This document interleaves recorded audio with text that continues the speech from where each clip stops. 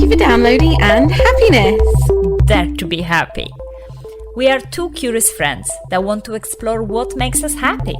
In each episode, we will take a topic in alphabetical order and discuss how it relates to and impacts happiness. We'll live the experience of each concept through a dare that we set each other and then talk about how it affected our happiness. As well as diving into psychological theories and evidence which supports or contradicts our personal experiences. In other words, in this show, psychology meets play. I'm Kitty Newman, Director of Trapeze Media, a digital marketing agency that leads with social. My company philosophy is based on the importance of play in all our lives and how important it is to be happy at work. I have been obsessed with the circus for a few years, hence the name Trapeze Media, and making time for things like handstands and aerial in amongst the day-to-day challenges that come with running a successful business makes me happy. My name is Klaudia and I'm a work psychologist and learning and development specialist with a purpose to boost happiness in the workplace. I love experimenting and applying scientific research on happiness to my daily ups and downs, or just to prove my other half wrong. I also like to look for happiness in unusual places, so I won't shy away from diving with sharks or starring in a pantomime. Sometimes this gets me in trouble.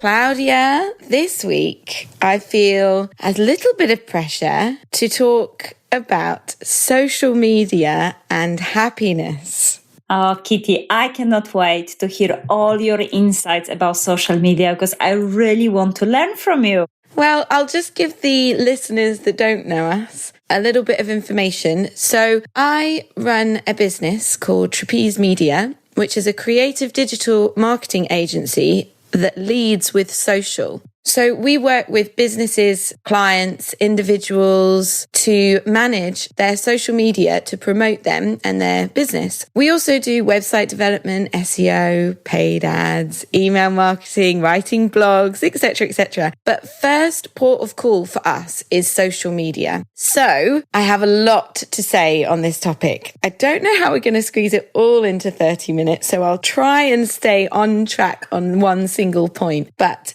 there's always a debate. I go into pubs, cafes, people ask me what I do. Strangers will get into a debate with me about social media, let alone friends. And so these sorts of conversations I have had lots of different thoughts on. And I'm half really looking forward to this conversation and half apprehensive. I think it's because social media is such a big part of our life. So I can imagine that even strangers will start having a discussion with you about their opinions around social media. And Kitty, you dared me to watch The Social Dilemma, the documentary that is currently on Netflix. And, oh, wow, where do we start on that?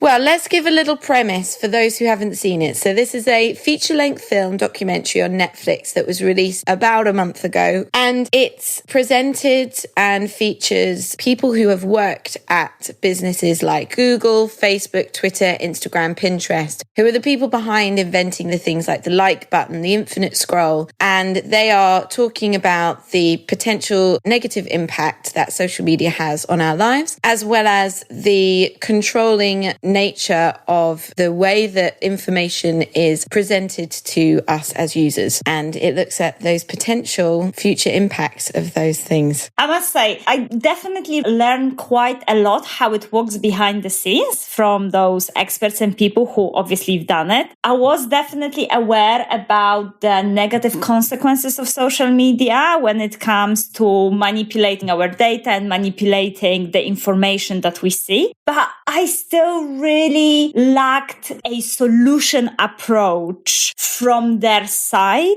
because I really wanted to at some point stand and start shouting at TV. I'm a human being. I am conscious. I'm self-aware and I have the power to make my choices of how I can use the social media. I completely agree. I actually had to watch it in 3 sittings the first time I watched it because I was getting so mad. The thing is, I want to caveat about this by saying I understand that you need extremes and it had its own point and it doesn't need to be two-sided. But from my perspective, I felt like this was its own kind of danger and it was putting so much responsibility and blame on us as users, making us feel like we should quit, making us feel like we were bad people for using these platforms when they were the guys that invented it.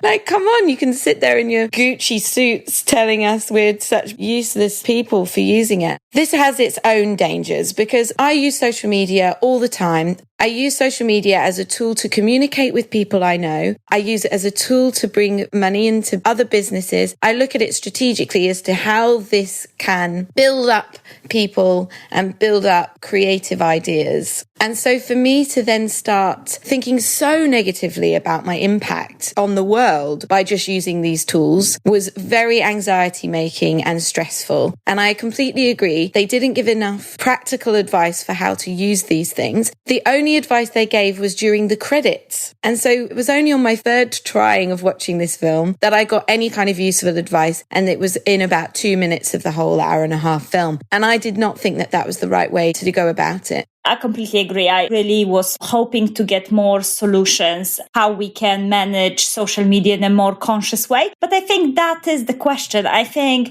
definitely the social dilemma is encouraging us to reflect a little bit, because I definitely start reflecting of how do I use social media currently and how does it affect my happiness? How would I like to use social media so I can protect my own happiness and well-being, and I can spread more happiness by creating positive content. So I definitely would say that when I use social media, it is very much about those social connections, which you mentioned about, not only with friends, but with other interesting people who I would never, ever had a chance to come across in a real life, and also sharing information and adding value. And as much there is such a vast number of information and studies that social media has negative impact in access to our mind and well-being, I found quite interesting study which says that those effects are moderated depending how we use social media. So the researchers says there is active social media use. So when you are actively interacting with people on social media, you are seeking entertainment and sharing creative content.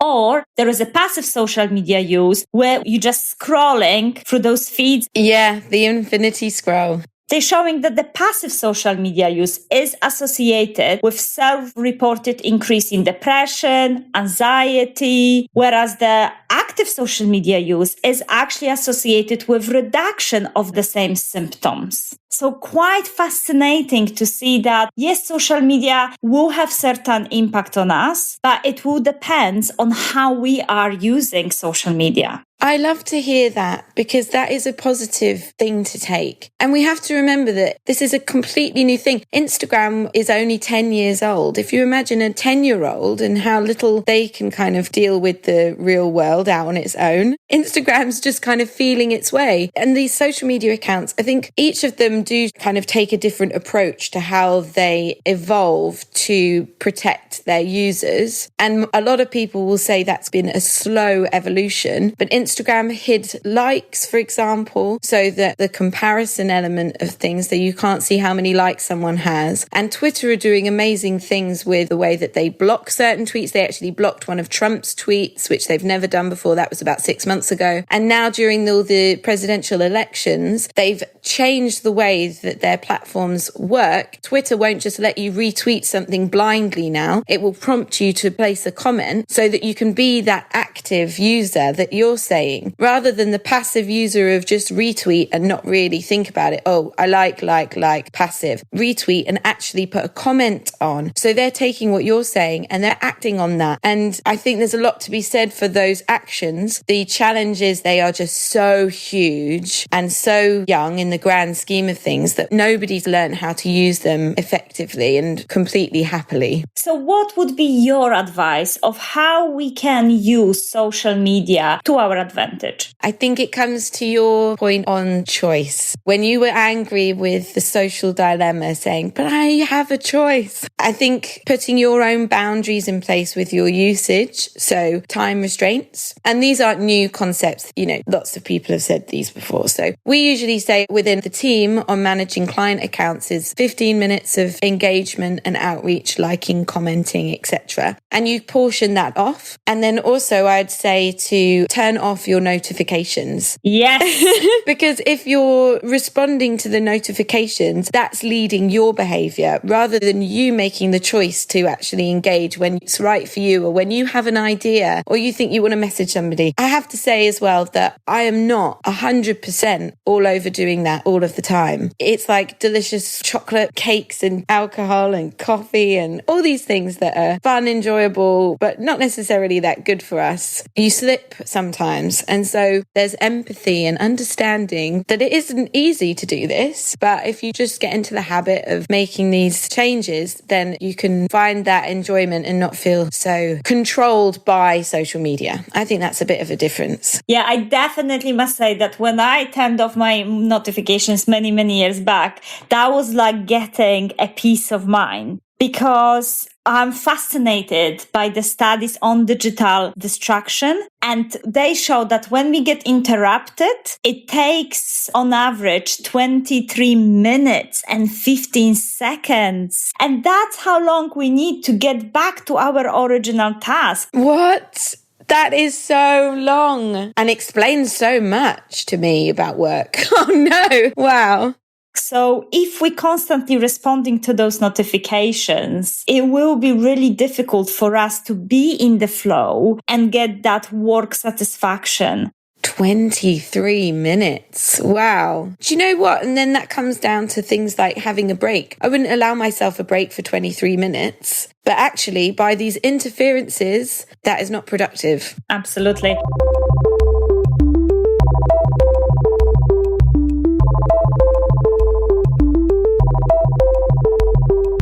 And Kitty, on the social dilemma, they also spoke a lot about what we see in our feeds. It may not be really the reality, as in the feeds are generated through our browsing history and our preferences, and therefore we see what agrees with our views. How we can get more control around that to kind of go around that algorithm? So you can either delete your Facebook, or you can start to interact and engage with things outside of your normal circles of what you do usually. The physical version of that is something we discussed in empathy, where actually trying to take yourself out of the usual types of people that you talk to. So going and talking to someone that's completely different to you will open your mind to the way that other people see the world, and then will be something that you can empathize with better. It's that sort of version, but on the internet. So it makes life a bit more difficult because it's not the first thing that's being shown to you. But if you do try and go outside of what's being delivered to you and what's being presented to you,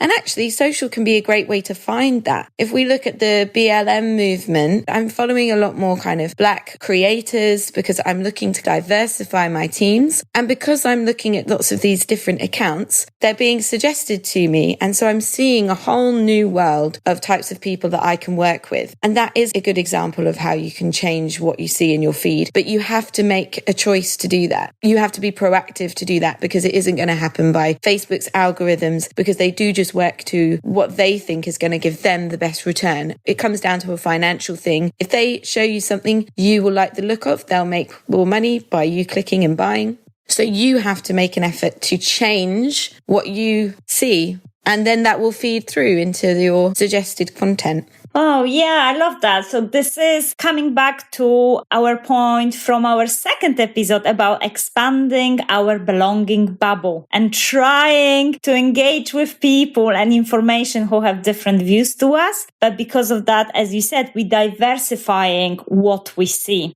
So it was boundaries as well as empathy. Yes, yes. Gosh, do you know, aren't we great how we tie all of this together? So if you are a new listener, go back and listen to Boundaries, episode 2, and Empathy, episode 5.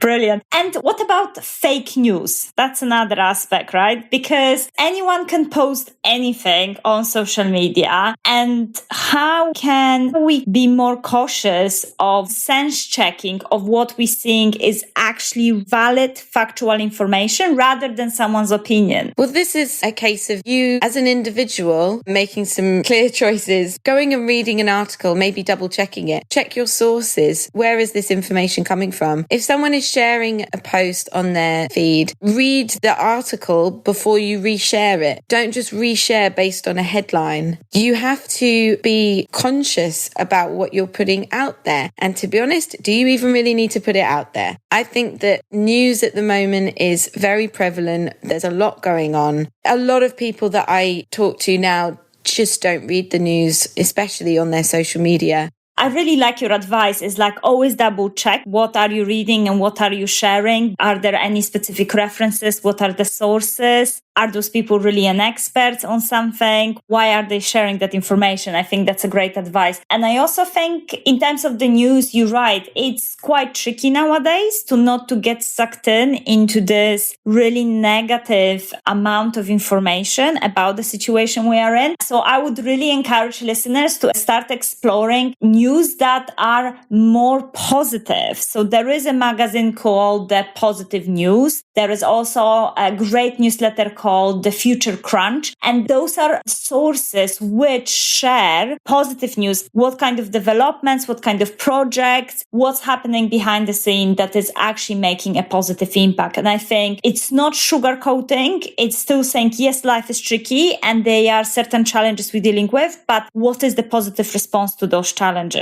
And I definitely love that type of news rather than if it bleeds, it leads. Very dramatic. No, I agree totally. That's nice.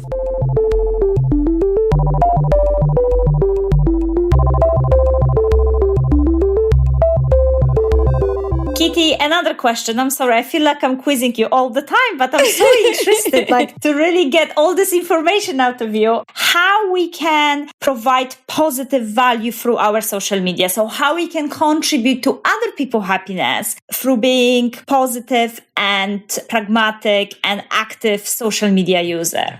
I think there's a lot to be said from positive comments on people's posts, encouraging other people. We have this problem of a comparison, comparing your life on people's Instagram and looking at their photos and comparing it to yours. Why not instead put a positive comment? Then you've kind of pushed through that, given them a boost, given yourself a boost by putting that aside. And then to follow on from that kind of comparison thing, there is a tendency to just show these amazing moments, filter them, Photoshop them. But actually, there's a bit of a trend within the social landscape of this word authenticity and being authentic on social media. From a kind of marketing perspective, it seems to have a much better impact with and connection to an audience. If a brand is putting up something authentic, people connect to it more than they do a kind of really pristine photograph in a lot of cases. But from a real social aspect too, putting up a real version of yourself, it turns the pressure dial down. It doesn't mean you need to be negative or have a rant. Authentic doesn't mean negative, but putting up what's really happening for you, which can be quite fun and light and just a lot less pressure on you to be this incredible thing and show other people how incredible your life is. That is a relief, and you can start to be comfortable with who you are on social media and not have to put across this top tier human. We can all start to make the space a bit more real. I really love that. And even if we are sharing something negative, I think it's really good to share it from a place of, I'm sharing it because I want to maybe showcase my learning. I want to provide a value of how this situation impacted me and how have I dealt with it. I think if we share that information from that kind of place, then it's authentic, but in the same time creates still that positive value. Because again, I think if we want to play a a devil's advocate, we could say, well, I'm authentic. I've been ranting on social media at people or about my current situation nonstop. And I think people will shy away from that and will be like, well, we not necessarily want to engage with that content. So I think, yes, be authentic. And even if you're sharing something maybe tricky, share it from a place of empathy, kindness, and learning.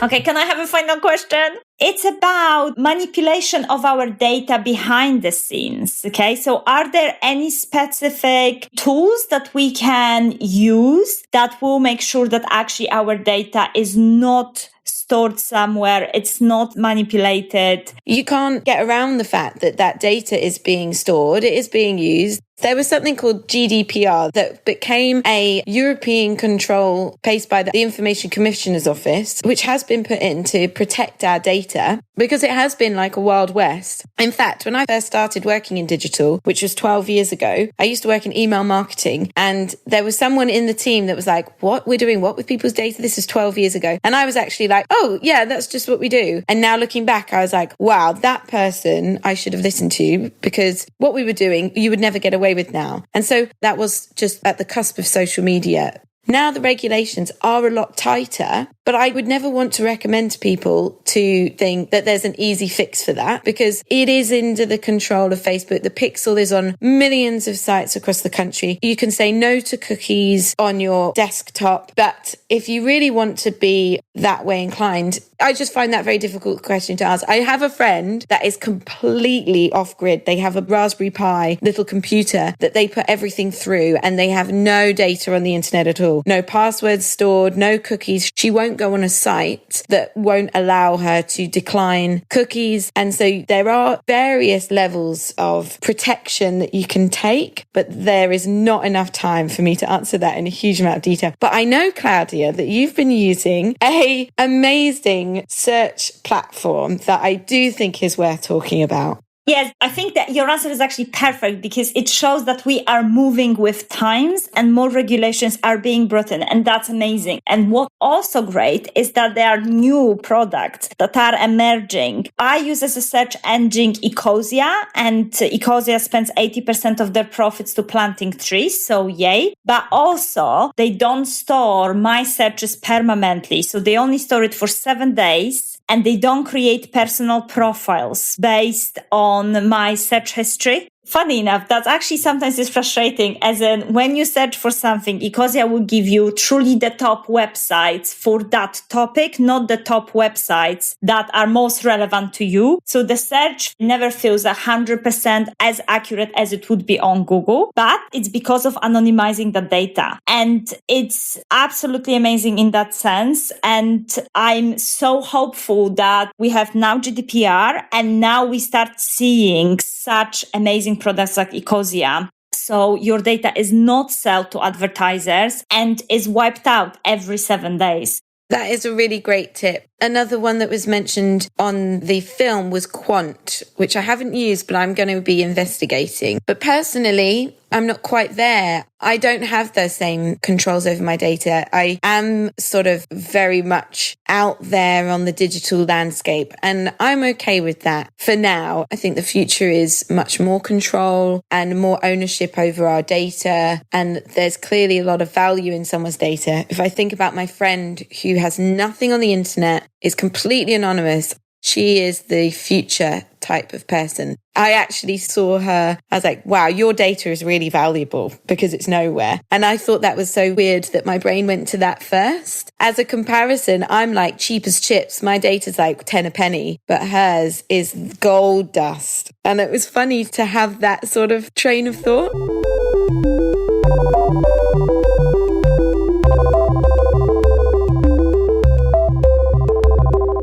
Amazing. I mean, I learned so much. I feel like now I have even more well-being rules for using social media than before. So thank you so much. Do you want to give us a quick summary? So my thinking around social media is to, first of all, be clear about your boundaries, try and stick to them, develop those healthy habits with social. And I think that's pretty well established. People know that. Keeping a time limit, turn your notifications off. But the other things that I think are to turn the pressure dial down on how you think about yourself on social. Don't beat yourself up if you enjoy it. If you enjoy scrolling through TikTok and watching fun dances or doing a fun dance in the kitchen and putting it in TikTok, seeing what happens, that is absolute pure joy. Just because they've got something scary going on with the ownership, don't beat yourself up about that. You're not contributing to that. You're just watching a silly video. Use it positively in terms of your engagement on the platform. Big people up. Give people a little heart in the comments.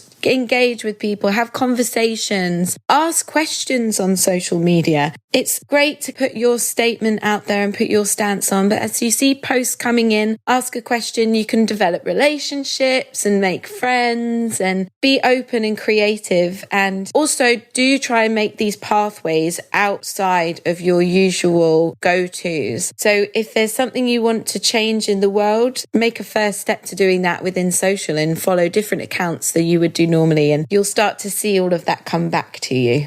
That is the inspirational thought we're going to finish on. If you want to change the world, start with very small steps on social media and putting something positive there, because it will come back to you. Yay! Yeah, great. And the other thing is, I've got a message to anybody that works with a social media manager. That might be in your team, or you might employ somebody. Social media is often given to maybe a young person in the team, someone new to the team, as an extra to their existing role. But you forget that social media is often the first place people come to see your business. So it's the face, it's the first impression. You have to be creative, come up with new ideas, write copy, engage with people. So customer service, you have to understand data, reporting, and make judgments based on those reports as to what's working within your social media platforms. So please respect your social media managers. Just because everybody can do it doesn't mean that it's easy. And so, yes, give it to the person in the team that you think will do the best job, but don't underestimate the work that has to go into making that a good platform for your business. Love it. I feel very proud actually to work in social. Sometimes I haven't, but I do, because it's not going anywhere. Everybody wants to use it. And I think we can actually make some changes to make it work for us much better.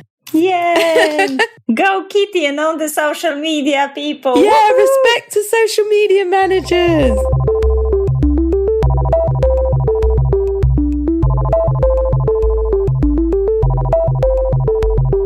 Kitty, next week, very exciting episode. Time and happiness.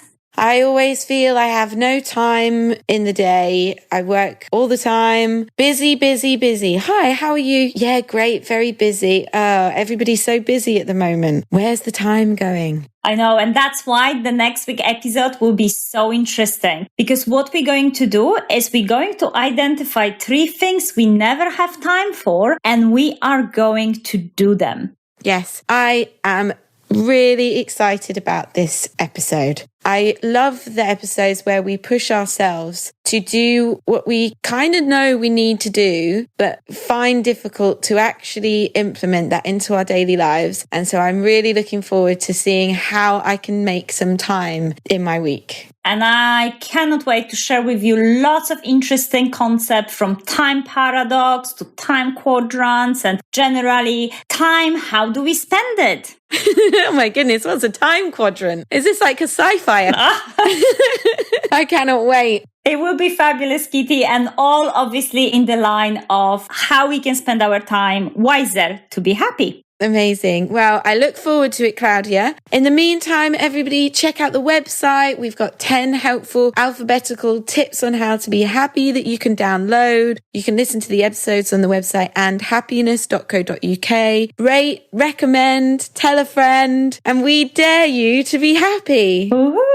See you next week. Bye.